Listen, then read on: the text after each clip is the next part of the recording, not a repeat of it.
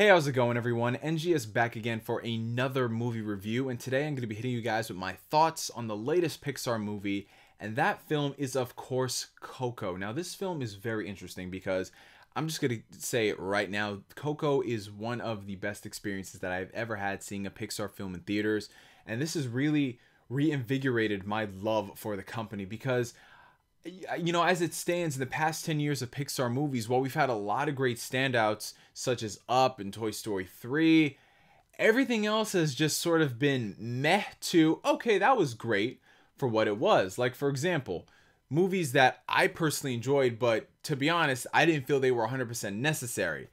The Monsters, Inc. prequel, what was that all about?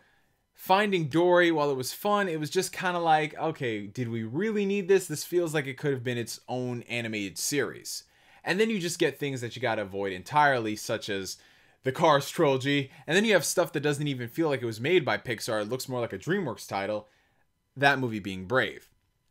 So, while we've had good movies like Inside Out, I was kind of waiting for like the next big thing from Pixar. The next thing that would just, mark its whatever thing on the Pixar legacy floor mat or whatever that I'm tapping on. That sort of stick. And thankfully, Coco delivered on that front. Coco is without a doubt one of the most un-Pixar movies that there is. As I was watching this movie, I kept thinking to myself like, yo, this is not really something that's up Pixar's alley. Not to say that all Pixar movies are the same, but they kind of have that regular stick like, oh, what would you do if toys could talk? What hilarious hijinks would they get into? Oh, what would you do if ants could talk?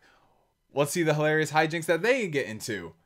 But with Coco, I couldn't put it in a box, and that's what I loved about it. Yes, you could say stuff like, oh, it's a story about skeletons and they're talking, but it's really not the point of Coco. At its core, Coco is a movie about family, which I'm sure you could get from watching any of the trailers and seeing commercials and stuff. The family aspect of Coco is one of the most important parts about it, and I absolutely loved the way Pixar handled approaching the concept of family and what it means. Because when you have these animated movies, especially kids movies, these big themes like family and friendship, for the most part, they're done in a very cheesy way that's just, okay, yeah, it's fun for the 5-year-olds, but what about for the people who are like 20 plus years old? Like, what are we going to get out of this? What are we going to learn?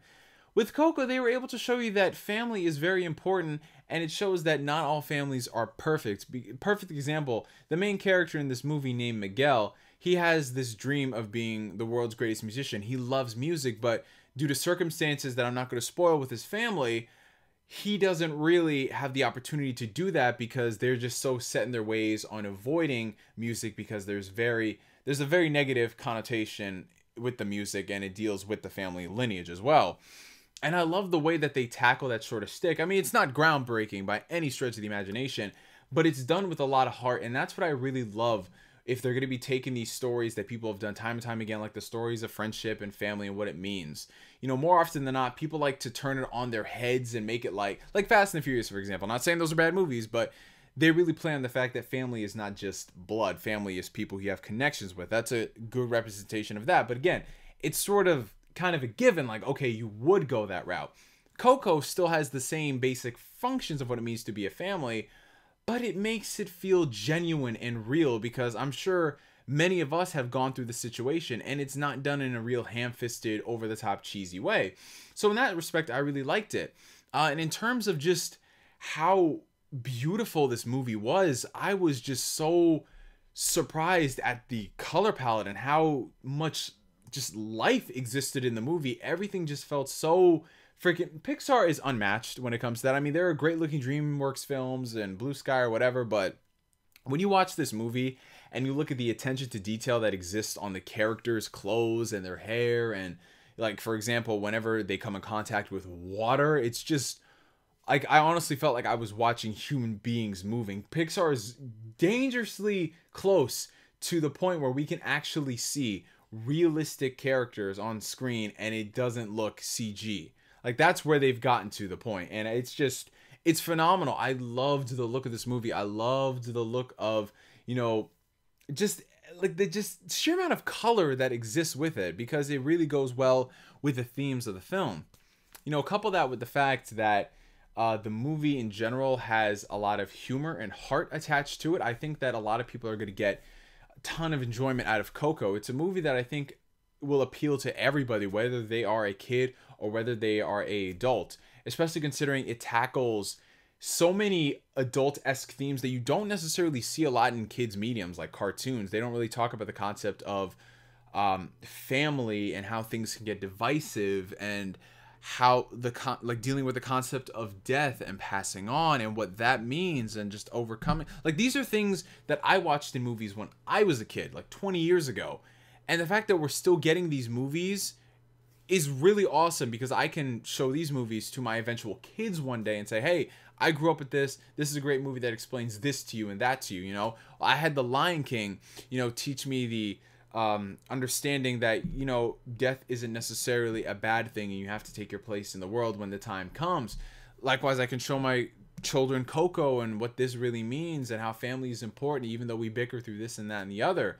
So yeah, man, Coco on that front was awesome. And can I also point out the fact that this is one of the darker Pixar movies? Like, I'm not going to spoil anything, but there's a moment in this movie where they just go straight up M. Night Shyamalan, like really good M. Night Shyamalan, like M. Night Shyamalan twist that's just like, whoa. You know what I'm saying? They had 2 of those in this movie, and it's just so on Pixar, because they do not beat around the bush. They tell you exactly what happened. And I gotta credit them for that, because they don't play you for a fool like, oh, this happened because of something corny and cheesy. Nah, this happened because this is how it happened in the real life. So yeah, we're gonna do that. I was left speechless, and I'm pretty sure a lot of the parents were in there just like, whoa, look away, kids. And they're just watching like, yes, this is what I paid $15 for. Yes, intrigue. Oh, but in closing, guys, I freaking loved Coco. It's definitely one of my favorite Pixar movies, and by the end of it, like many folks, I was very close to shedding a tear. I honestly didn't expect it until I just got this rush of emotions, and it was just like, oh man, I'm so happy but so sad. Oh man. Comment down below if this movie made you feel emotional in any way, shape, or form. What'd you think about Coco? Let me know down below in the comment sections. And for Media for Now, my name is NGS signing out, and like always, I will catch you guys later. Peace.